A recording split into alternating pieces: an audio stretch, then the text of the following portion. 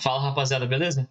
Mais uma aula aqui no nosso curso de Química, Ensino Médio e Preparatório para Vestibulares. Eu sou o Matheus, professor aqui no curso e dono do canal. E a aula de hoje vai ser um pouco mais tranquila. Comparado com estequiometria, equilíbrio, que muita gente acha que é um inferno, a aula de hoje, que é a temática de termoquímica, é um pouco mais suave e tranquila do que as outras. Não quer dizer que não vai ter matéria, vai ter bastante conteúdo. Mas ele é um pouco mais simples de entender. Se você viu a aula de energia e de átomo, essa aula aqui vai ser só uma consequência. Tá? Então, na aula de hoje, a gente vai entender melhor como que o calor flui nas reações químicas, para onde ele vai, de onde ele vem, qual é o impacto dessa movimentação. Na aula de hoje, a gente vai aprofundar um pouco mais sobre termoquímica. Vamos só relembrar o que a gente viu nas aulas passadas? A gente sabe que átomos de diferentes elementos podem interagir para formar substâncias novas, interagindo através de ligações, né? As interações entre átomos são chamadas de ligações. No caso do H2O, por exemplo, água, eu vou ter um átomo de oxigênio e dois de hidrogênio. No caso, estou representando o átomo de oxigênio por bolinhas vermelhas e o de hidrogênio por bolinhas brancas. CO2, gás carbônico, que está na direita, tem um átomo de carbono e dois de oxigênio. No caso, estou representando o átomo de carbono por bolinhas pretas e, de novo, o oxigênio por bolinhas vermelhas. A gente também viu na aula 1 que a natureza sempre vai para pontos mais baixos de energia, que são mais fáceis de manter. E a gente deu o exemplo da caneta caindo no chão. Foi o nosso exemplo, primeiro exemplo da primeira aula. Vamos supor que eu estivesse segurando uma caneta na altura da minha cabeça e soltasse ela. Ela ia cair no chão. Isso é uma coisa que a gente já sabe, as coisas caem no chão. Mas por que isso acontece? Quanto maior a altura de um objeto, quanto mais alto ele está, maior o nível de energia que ele se encontra. A natureza sempre vai para pontos mais baixos de energia porque requer menos esforço, vamos dizer assim. É mais fácil de manter. Ela é que nem a gente não quer fazer o mais difícil, a gente quer fazer o mais fácil. Se quanto maior a altura, mais energia, onde a altura é menor? No chão, que está mais baixo que o nível da minha cabeça. Isso quer dizer que o nível da minha cabeça tem um nível de energia maior do que o chão. Vamos supor que no nível da minha cabeça ela estivesse no nível igual a 10 e o chão fosse um nível igual a 3. Na hora que eu solto, ela vai de um ponto de maior energia, que é igual a 10, para um ponto de menor energia, que é igual a 3.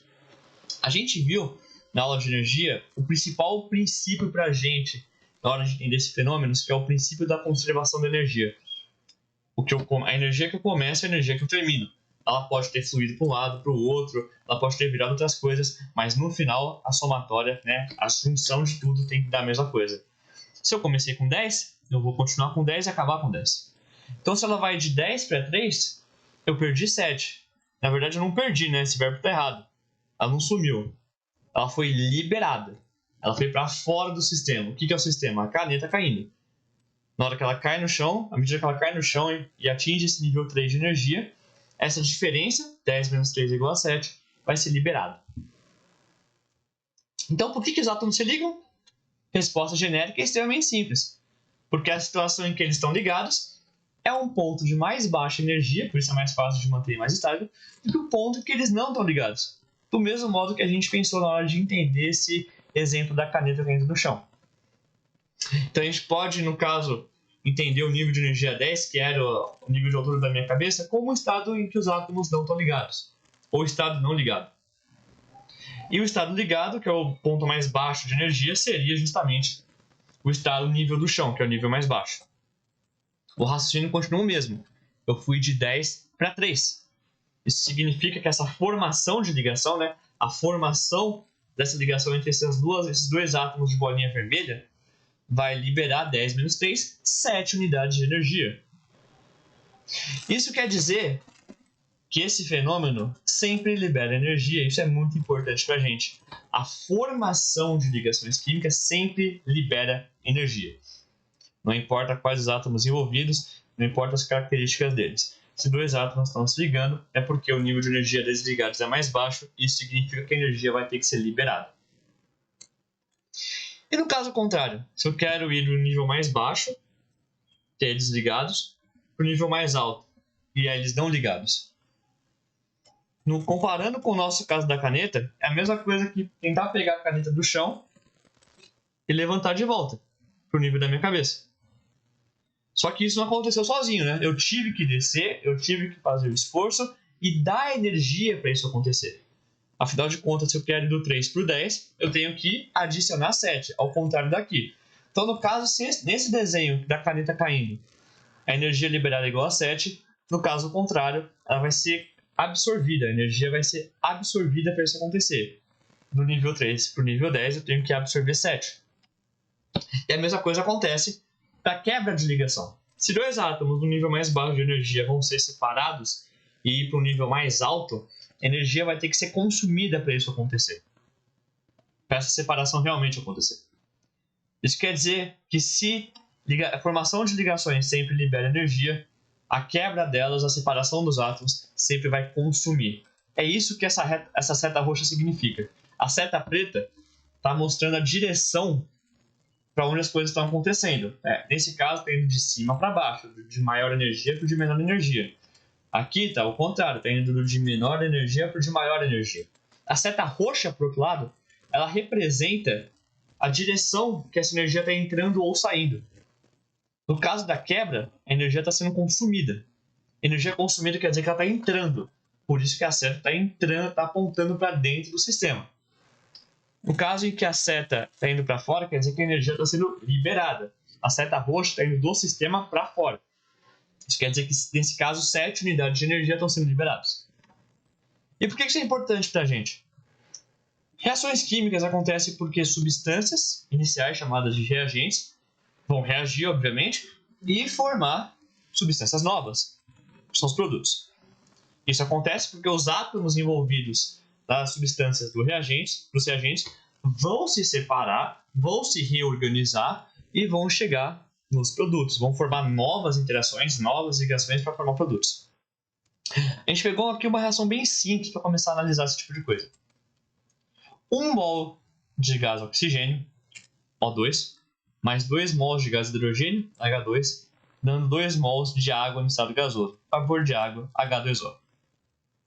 A gente consegue perceber aqui que eu estou usando um jeito de representar as coisas para não ter que ficar só em texto.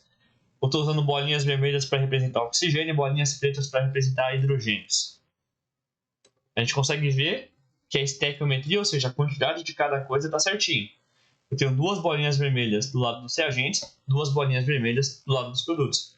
Eu tenho 4 bolinhas pretas, 4 hidrogênios dos reagentes e 4 bolinhas pretas, 4 hidrogênios nos produtos. E por que isso é importante para a gente? Como que a gente pode começar a entender o que quebrar a ligação pode ajudar a formar e acontecer isso? Vamos pegar aquele caso em que o sistema está indo de um nível de maior energia, átomos não ligados, para um nível de menor energia, átomos ligados. No caso, a gente acabou de ver que essa energia vai ser liberada, e vão ser 7 unidades, porque de 10 para 3 falta 7, né? Esse espaço, essa diferença é igual a 7. Como que a gente pode ver isso de um jeito matemático, vendo conta? É uma conta bem simples. É uma diferença, uma variação. Vendo de onde para onde eu cheguei e de onde eu comecei, qual foi a diferença? Ou seja, vendo onde eu fui parar e onde eu fui começar, qual que é a diferença dos níveis de energia? A gente faz isso fazendo exatamente essa comparação. Vai ser a condição do estado final, onde eu cheguei, menos a condição do estado inicial, de onde eu comecei.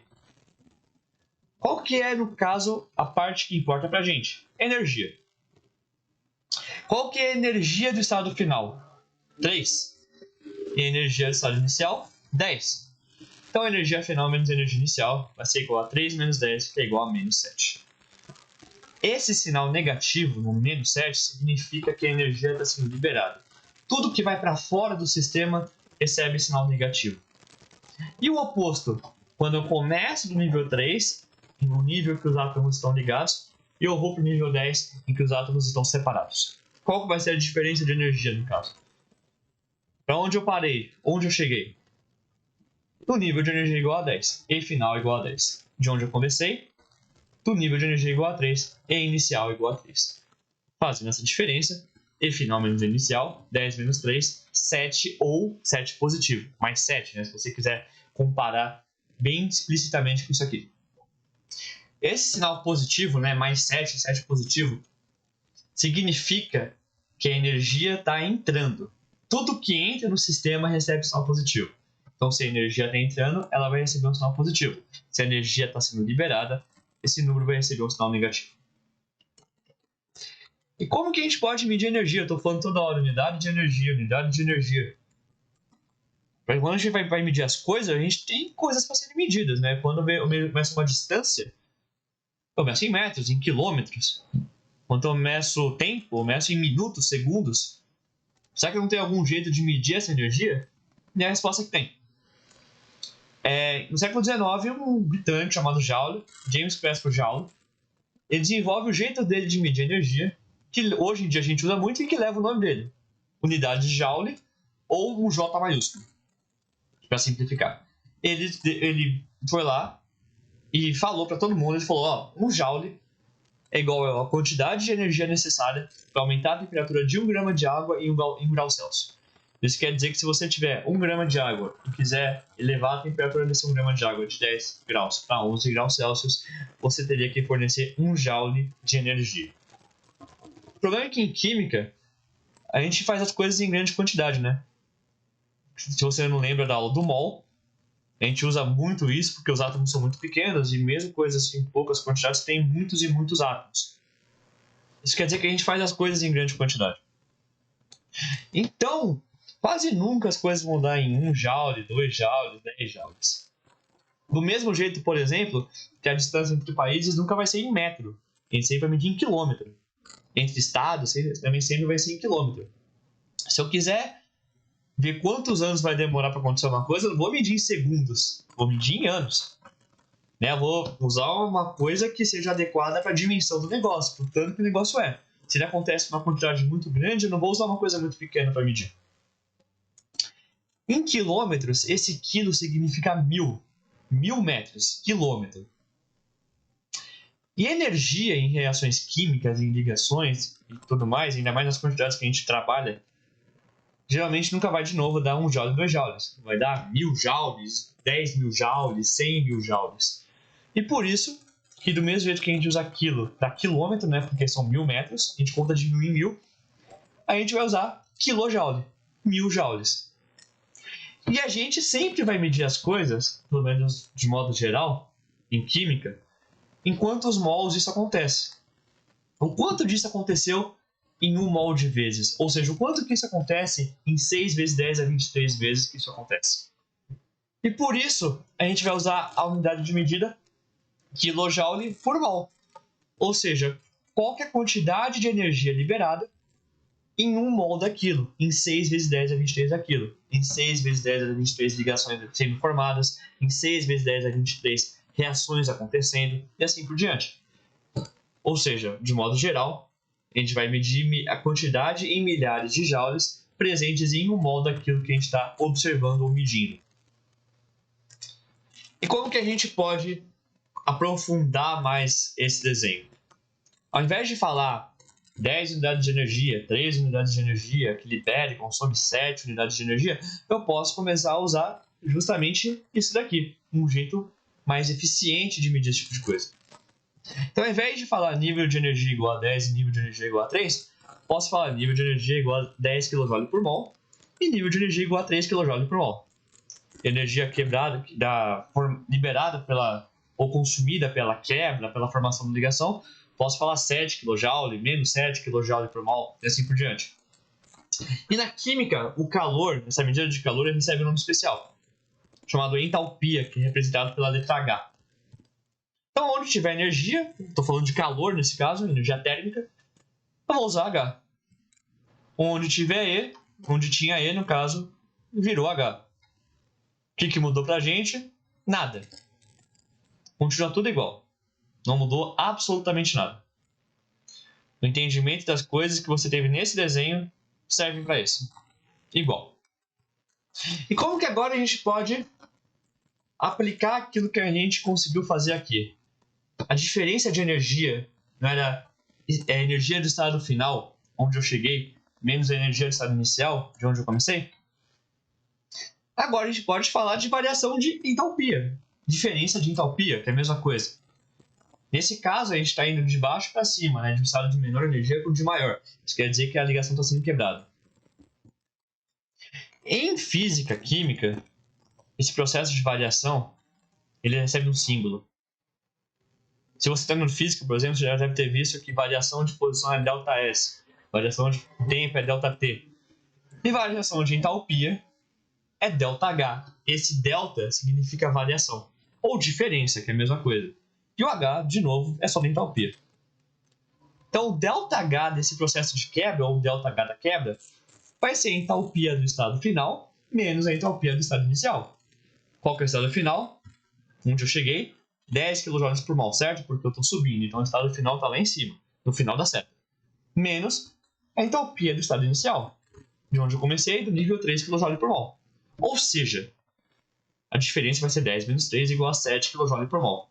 Isso significa que se esse processo de separação acontecer 1 mol de vezes, acontecer 6 vezes 10 a 23 vezes, eu vou ter que consumir 7 kJ de energia. E o contrário, se eu começasse do 10, em que eles não estão ligados, e fosse para o nível 3, em que eles estão ligados, a variação de entalpia, o ΔH, desse processo de formação, vai ser a mesma coisa. Qual que é a entalpia do estado final? 3, porque agora o final da série está apontando para o nível 3, eu estou chegando no nível 3. E de onde eu comecei? No 10, então a entalpia do estado inicial é igual a 10. Fazendo a conta simples, 3 menos 10 é igual a menos 7 kJ por mol. Lembra que esse menos significa que a energia está sendo liberada? Está saindo do sistema? Isso quer dizer que se esse processo de formação da ligação, no caso dos átomos representados pelas bolinhas vermelhas, acontecer 1 mol de vezes, 6 vezes 10 a 23 vezes, eu vou ter que liberar 7 kJ de energia. Ou, em outras palavras, 7 kJ de energia vão ser liberados quando essas 1 mol de ligações acontecerem. E como que a gente pode simplificar isso no desenho? Estou falando de sistema o tempo todo, mas em teoria você pode definir sistema como você quiser. Sistema é onde você está fechando alguma coisa para estudar. No caso, nosso sistema é esse conjunto de bolinhas. Mas, por exemplo, em reações químicas, quando a gente faz alguma coisa, na aula de mistura a gente falou bastante isso, na aula de equilíbrio também, a gente faz em soluções aquosas, por exemplo, em água. Então vamos supor que esse copinho de água é o meu sistema, onde acontece o meu processo de reação química. Tudo que entra recebe sinal positivo, então o calor que entra vai receber sinal positivo, que nem aconteceu aqui. E o calor que sai, que é liberado pelo processo, vai ter sinal negativo. Mais 7 e menos 7. Eu vou quebrar essas palavras que estão no slide no meio para simplificar para você. Endo significa para dentro. O térmico tem a ver com calor. Então, o processo endotérmico é aquele que puxa calor para dentro. Por exemplo, a quebra de ligações, que deu 7 positivo, 7 kJ por mol. E o processo contrário, que libera energia. Exo significa fora e térmico significa calor. Logo, um processo exotérmico é aquele que manda calor para fora ou que libera calor. Qual que é um exemplo bom disso? A gente acabou de ver a formação de ligações. Liberou 7 kJ em 1 mol.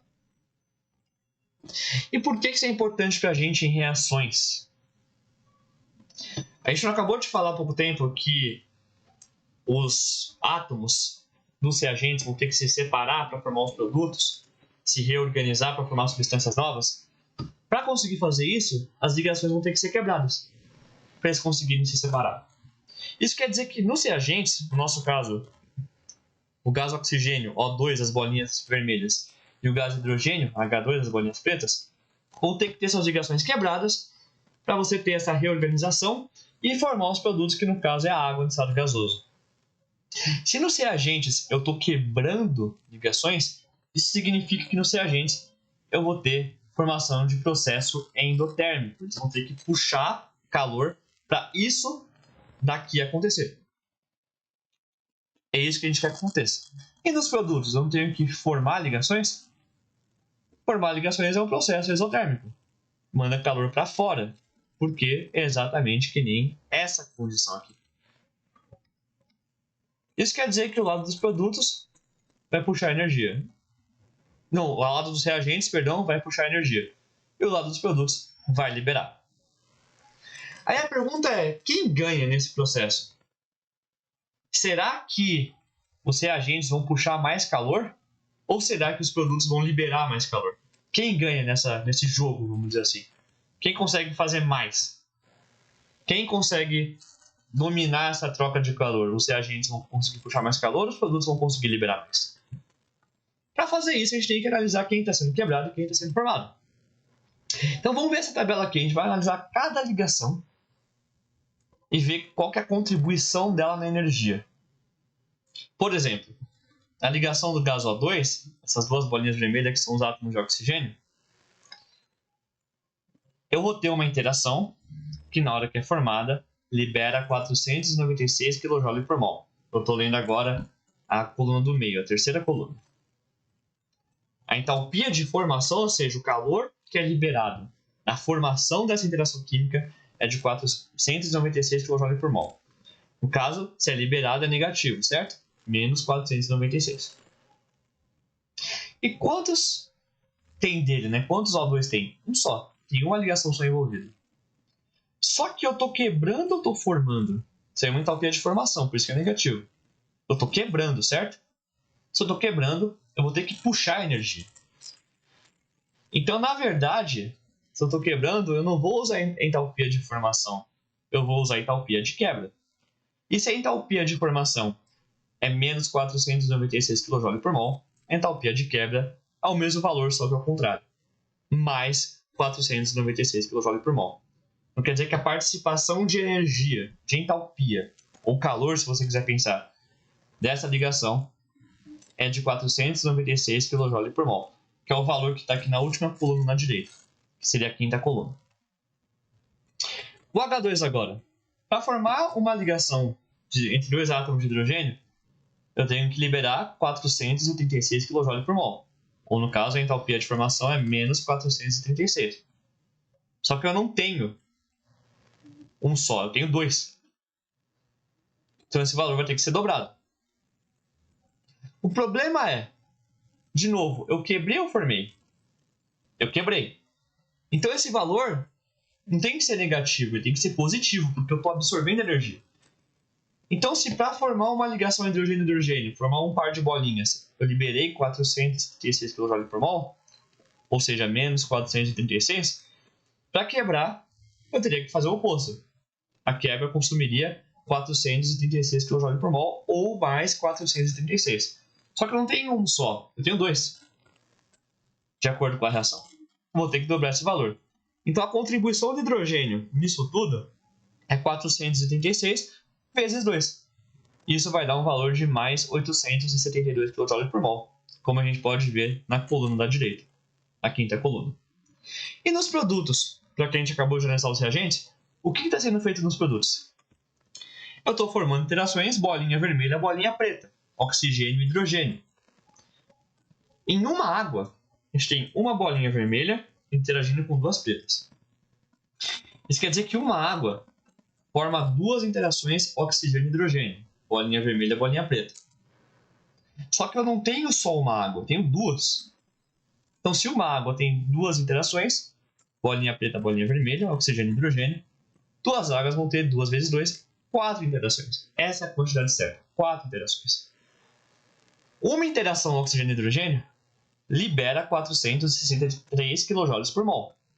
É um mol disso acontecendo, libera 463 kJ, ou a energia de menos 463. No caso, formou, né? Se é um produto, está sendo formado. Então esse valor continua negativo. E eu formei 4 disso. Então no final a participação da água vai ser 4 vezes menos 463, que vai dar igual a menos 1852 kJ por mol. Essa é a contribuição dos produtos, essa é a contribuição da água sendo formada. Então como que a gente pode ver agora essa variação de entalpia que a gente falou no começo? Essa variação de energia da reação, ΔH da reação, do mesmo jeito que a gente fez para as ligações químicas. A gente pode entender ela como uma junção de tudo. Lembra que a gente falou que seria uma disputa, vamos dizer assim, entre os processos que absorvem energia, que são a quebra de ligações dos reagentes, e os processos que liberam energia, que são a formação de ligações dos produtos, agora é só somar todo mundo. 496 com 872 com menos 1852. Ou, se você quiser, a entalpia de ligação dos reagentes com a entalpia de ligação dos produtos. Essa conta vai dar menos 484 kJ por mol. Isso quer dizer que se essa reação acontecer 1 mol de vezes, ela vai liberar menos 484 kJ de energia. Sinal negativo significa que essa reação é exotérmica. É um processo exotérmico porque libera energia. Isso quer dizer que a formação de 2 mols de água no estado gasoso vai liberar 484 kJ por mol. E isso aqui é só uma aplicação do que a gente fez até agora. A gente não fez ΔH de formação e ΔH de quebra. Agora a gente vai expandir isso para uma reação química inteira. Ao invés de ver só uma ligaçãozinha, a gente pode ver isso aqui com o mesmo desenho, só que com modificações. Se deu negativo, quer dizer que a entalpia do estado final, que são meus produtos, é menor do que a entalpia do estado inicial, que são meus reagentes. Quais são meus reagentes? O2 e H2. No caso, 2H2. Meus produtos, 2H2O. Então eu posso ver essa reação desse jeito, ou se eu quiser aproveitar esse desenho, desse jeito. O2 e H2 vão reagir, e o produto vai chegar no nível mais baixo de energia. Qual que é a energia liberada nesse processo? A gente acabou de calcular aqui, 484 kJ por mol. Percebe que é o mesmo desenho? Só que agora estou botando as informações que a gente sabe sobre essa reação que a gente acabou de calcular. E como que eu posso achar isso de um jeito mais prático, sem ter que ficar contando ligação por ligação? A variação de energia não era energia do estado final menos energia do estado inicial? Energia de onde eu termino menos a energia de onde eu comecei? Aqui eu posso fazer a mesma coisa. Qual que vai ser a variação de entalpia, ou ΔH, da reação? H final menos H inicial. H de onde eu cheguei menos H de onde eu comecei. Onde eu cheguei? Nos produtos. Onde eu comecei? Nos reagentes. Então, H final menos H inicial pode ser H de produtos, onde eu cheguei, menos H de reagentes, onde eu comecei. E essa diferença vai dar justamente os menos 484 kJ por mol que a gente calculou no começo. Isso foi feito porque contar ligação por ligação é muito chato. Essa reação aqui que a gente fez agora é até que simples, dá para fazer. Mas a vida não é tão bonita assim, né? Tem reações mais chatas e sempre tem reação mais chata, inclusive muito mais chatas. Por isso que os químicos desenvolveram a ideia de entalpia de formação de substâncias como um todo. Ao invés de ligação por ligação, vamos fazer uma entalpia geral. Vamos fazer a entalpia do O2, a entalpia do H2, a entalpia da água. Ao invés de fazer entalpia de ligação por ligação. Mais fácil na hora de fazer a conta, que a gente consegue usar essa fórmula, H de produtos menos H de reagentes. E os processos continuaram sendo divididos entre exotérmico e endotérmico, né? Reações exotérmicas e reações endotérmicas. Reações que liberam energia e reações que consomem energia. E a reação de referência para formar essas substâncias e calcular a entalpia, a variação de entalpia delas, veio do uso de substâncias elementares como reagentes. O que é uma substância elementar? Parece complicado, mas não é. Pega um átomo. Vamos fazer uma substância simples com ele. O que é uma substância simples? É uma substância que é feita de um tipo de átomo só. Só hidrogênio, só carbono, só nitrogênio. A substância elementar é a substância simples, que é composta só de átomos de um elemento, na forma mais abundante que tiver, ou seja, a substância que é mais presente no universo. Por exemplo, a substância elementar do hidrogênio é o gás hidrogênio, H2. Do nitrogênio, gás nitrogênio, N2. Do oxigênio, gás oxigênio, O2. Dos metais são os metais puros, ferro, cobre. Do carbono é o grafite e assim por diante. Uma lista para todos os elementos, eu vim dizer. E por que isso foi feito? Porque todas essas substâncias têm um ΔH de formação igual a 0 kJ por mol nas condições padrão. Quais são as condições padrão? 0 graus Celsius e 1 atmosfera de pressão. Isso a gente vai falar mais na aula de gases. Mas o importante para a gente é, essas substâncias, nessas condições, têm um ΔH de formação, uma variação de entalpia de formação de 0 kJ por mol. E por que isso é importante para a gente? Porque a gente pode aplicar justamente na reação que a gente fez até agora. Quais são os reagentes da nossa reação? O2 e H2. O2 é substância elementar? É, do oxigênio. E H2 também é, do hidrogênio. Ou seja, os dois, feitos em condição padrão, se essa reação acontecer em condições padrões, vão ter entalpia igual a 0. E como que a gente pode saber se a reação foi feita em condição padrão ou não? Tá vendo que logo depois, aqui na linha da reação, tem ΔH, bolinha, igual a menos 484 kJ por mol? Esse círculo, essa bolinha em cima, significa que a reação foi feita em condições padrão. Então a gente pode ler isso como uma variação de entalpia da reação em condições padrão, que no caso a gente calculou menos 484 kJ por mol. E por que isso é feito? Isso aqui não foi feito a 0 graus Celsius, que é a condição padrão? A variação de entalpia é impactada pela temperatura. Mudanças de temperatura nas reações vão levar a variação de entalpia ΔHs diferentes. Então isso aqui a 0 graus pode ter esse valor, mas em outras temperaturas, 10, 20, menos 10, vai ser outra coisa. Por isso que eu estou botando uma ênfase muito grande nisso. E como que a gente pode usar isso para descobrir uma coisa muito importante, que é um exemplo de coisa que você pode fazer a todo momento? Qual que é o ΔH da reação que a gente viu? Entalpia dos produtos menos os reagentes. No caso, é uma reação em condições padrão. Então, vai ser entalpia padrão dos produtos menos entalpia padrão dos reagentes. Qual que é o ΔH padrão da reação que a gente calculou? Menos 484 kJ por mol. Qual a entalpia dos produtos? Entalpia padrão. O nosso único produto é a água.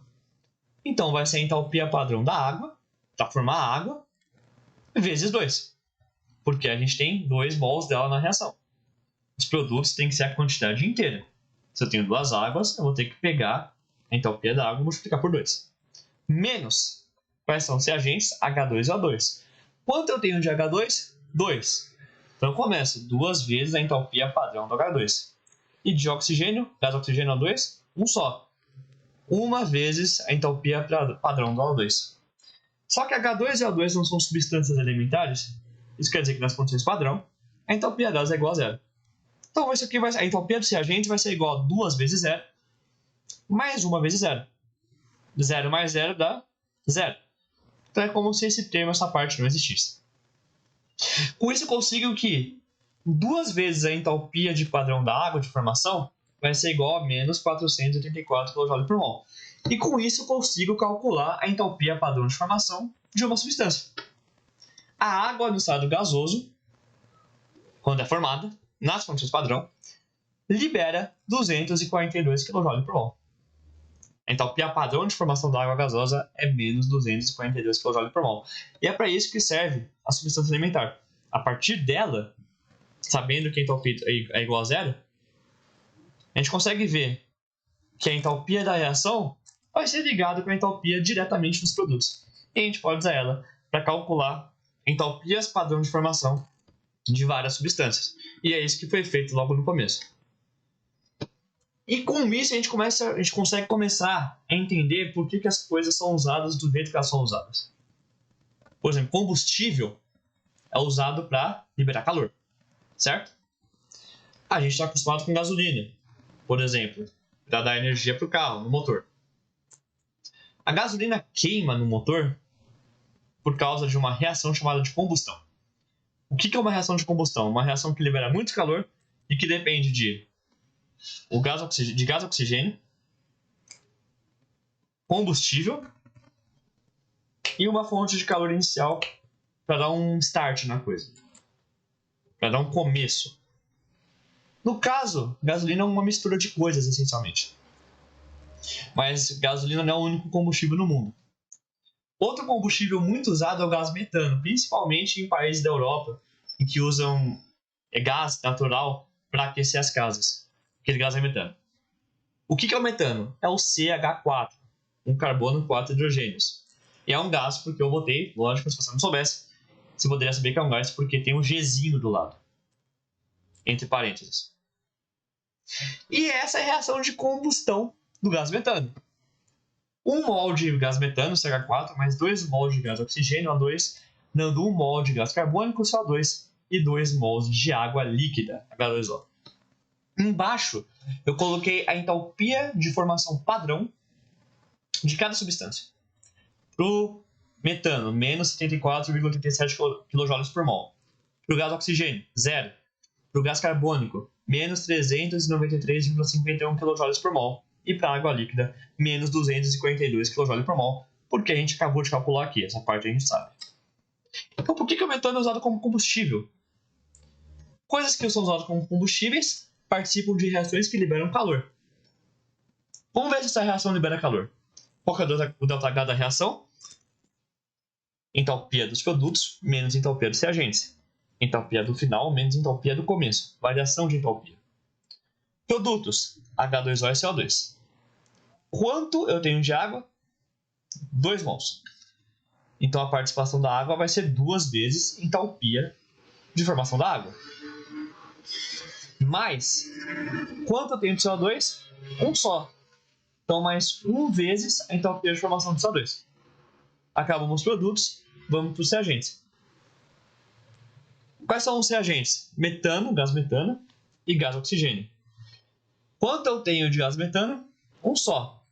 1 mol. Então vai ser só a entalpia de formação do gás metano vezes 1, ou entalpia do gás metano. Mais 2 vezes a entalpia de formação do gás oxigênio. Porque eu tenho 2 mols de gás oxigênio. Qual que é a entalpia do gás oxigênio? 0. A entalpia padrão de formação do gás oxigênio é igual a 0, porque ele é uma substância elementar. Fazendo essa conta, 2 vezes menos 242, que vai ser a participação da água, com menos 393,51, que vai ser a participação do CO2, eu vou ter menos 877,51. Agora para os reagentes. 2 vezes 0, 0. Então, menos 74,87 mais 0 dá simplesmente menos 74,87. Só que tem um menos ali, né? Do lado de fora do parênteses. Menos com menos dá mais. Então, a participação dos reagentes vai ser de mais 74,87 kJ por mol. Realizando essa conta, menos 877,51 mais 74,87, eu vou ter que essa reação, 1 mol dessa reação acontecendo, vai liberar menos 802,64 kJ por mol, que dá mais ou menos menos 802 mil kJ por mol. Isso é quase 1 milhão de kJ sendo liberado. É muita coisa. É muito calor sendo liberado. Por isso que o metano e outros combustíveis de modo geral são usados como combustíveis. Porque eles liberam, as reações de combustão que eles participam liberam muito calor. Isso quer dizer que então que calor, que é a entalpia de reação, e a energia da reação como um todo são a mesma coisa? Eu falo isso porque eu falei energia de reação na aula de equilíbrio, nas duas que a gente teve, isso pode confundir. Na verdade, a energia da reação depende de vários fatores. Ela é um círculo grande. E a entalpia, o calor de reação, é um desses fatores. Um fator muito importante com uma participação muito grande. Mas não é em si a energia da reação. Então a energia da reação é uma coisa, entalpia faz parte dessa energia de reação. Entalpia, relembrando sempre, o calor consumido ou liberado na reação química ou no processo que você está estudando. Então o que você precisa sair daqui sabendo? A energia em reações químicas vai se mostrar principalmente na forma de calor. E tem processos que liberam calor, os isotérmicos, e outros que absorvem calor, os endotérmicos. Em química, esse calor envolvido é chamado de entalpia. E a variação de entalpia entre produtos e reagentes, ou do processo final, no estado final menos o estado inicial, pode ser calculado de maneira genérica como a entalpia dos produtos, a entalpia final, menos a entalpia dos reagentes, a entalpia inicial. E a entalpia, por fim, faz parte de um conceito que a gente chama de energia da reação. Gente, se essa aula te ajudou, muito obrigado por ter ficado até o final. Muito obrigado pela confiança. E se ela realmente te ajudou, se inscreve aqui no canal, deixa um comentário, fala o que você está achando, fala o que você quer ver, o que você queria ter visto mais nessa aula, e compartilha essa aula com alguém, porque todo mundo em alguma sala tem dúvida em termodinâmica. É quase sempre. E se você gosta de ciência e quer aprender como estudar melhor de maneira mais eficiente, aprendendo como usar melhor seu tempo, que está cada vez menor para a gente tem cada vez mais coisa para fazer, então é importante aprender a estudar direito, me segue no Instagram, @professor Matheus Galdino, na verdade @prof Matheus Galdino. Vou deixar o link também aqui na descrição do vídeo, que eu posto coisa quase todo dia, não só em relação às aulas que a gente vê aqui, mas sobre outros conceitos de química, para te ajudar a entender melhor esses conceitos e te ajudar a aprender mais, de modo geral. Gente, essa foi a aula de hoje. Muito obrigado pela presença. Vejo vocês na próxima aula, que vai ser uma continuação dessa. Até mais.